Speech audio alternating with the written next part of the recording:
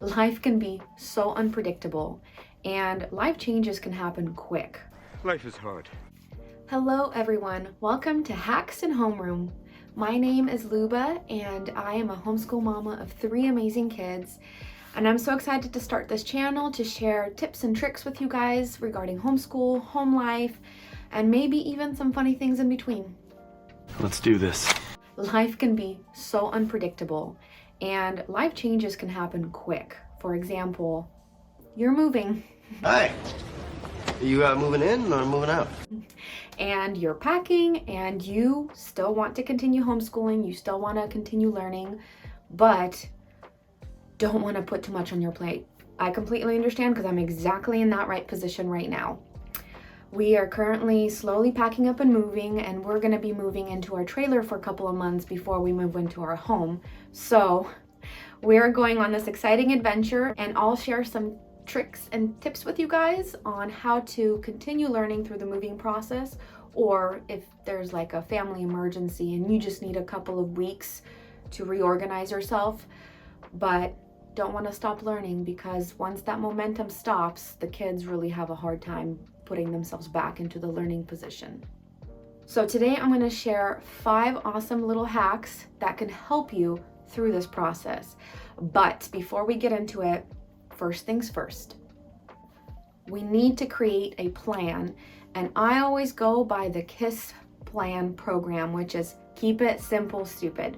It might sound harsh, but it's the easiest way to remember to just not overwhelm yourself and keep things simple.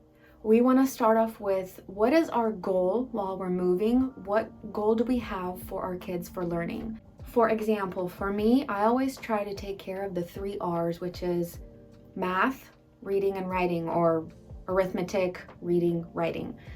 And so with that kind of in mind, my goal is to do 1 to 3 things a day that kind of takes care of at least one of those R's, and the rest could be fun activities that they continue to learn through but are not so time consuming that you can't set it up and let them go. So without further ado, let's go to tip number 1. Use games. I love using games. Whether it's reading or grammar, I love to incorporate games into our homeschool life. So for my first tip is to use games. For example, math. We have a hard time with math. Math can be hard. I'm not good at math. My husband is amazing at math. You give him a problem, he will spit out the answer in like 3 seconds. Makes me really jealous. I'm so jealous. But we still need to work on our mental math. So the first game is proofs. We love this game. In this game, the objective is to yell out a number where 2 equations equal the same thing. For example, someone could yell 6, and then they prove the equation by 4 plus 2 and 3 plus 3. Both of those equal 6, and they would get to take those cards. In the end, the person with the most cards wins, and you would just keep adding cards into the spaces that have been taken. Really fun, quite challenging, and my kids just adore this game. The second game that we love is this one.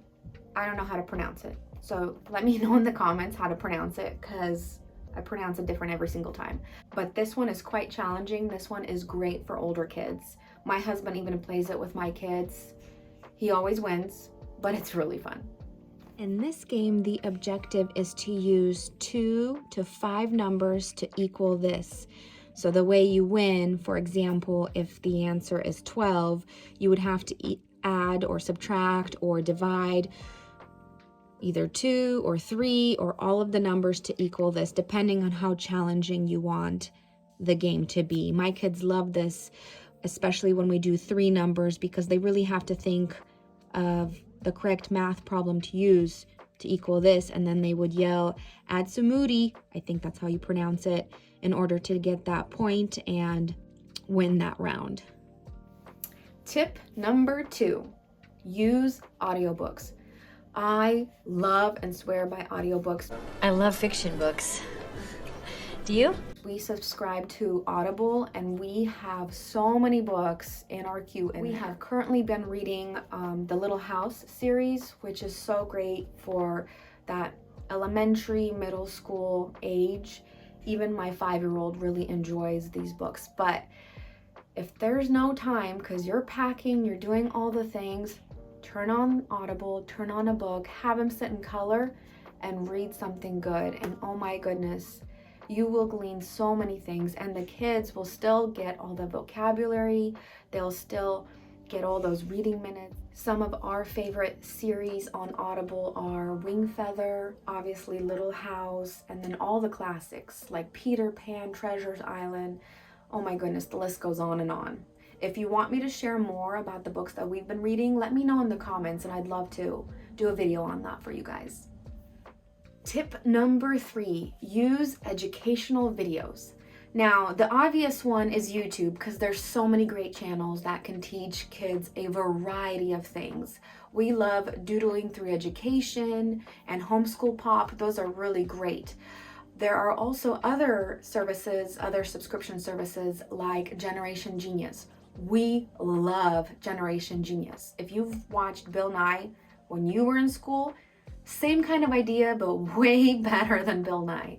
We watch Generation Genius weekly for science, and my kids have learned so much. It is a great resource. Tip number 4 is to use skits and storytelling. So, if you read a week ago about, let's say, Moses from the Bible, let my people go, or about the Emperor of Rome, have your kids go upstairs or wherever and take 20 minutes to put together a skit about what they learned and what the story was about.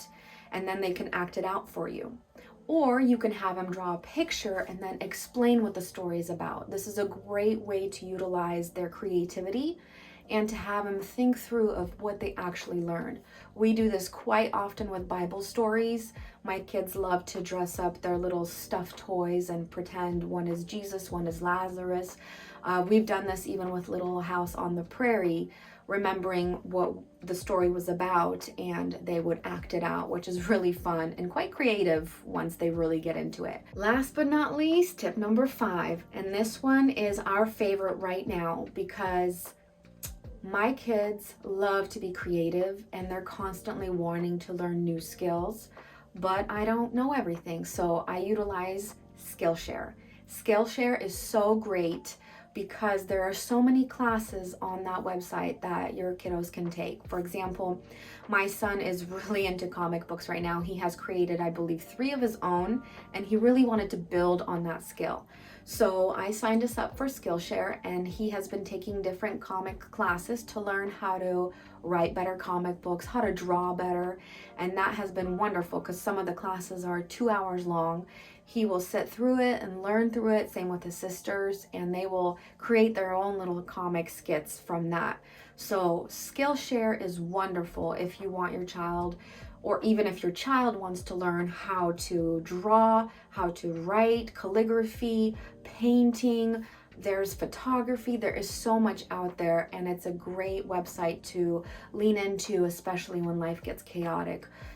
Definitely recommend them, and it's been our favorite so far. Thank you so much for listening to this video, and if you found certain things that have been very helpful, please let me know in the comments. I would love to know if any of the tips I gave have been helpful, or if I should have spoken more about certain things. This will help me improve, and since it's my first video, I'm hoping that I did well enough because this is harder than it looks. Anyway, leave me a comment, and I hope to chat with you guys soon.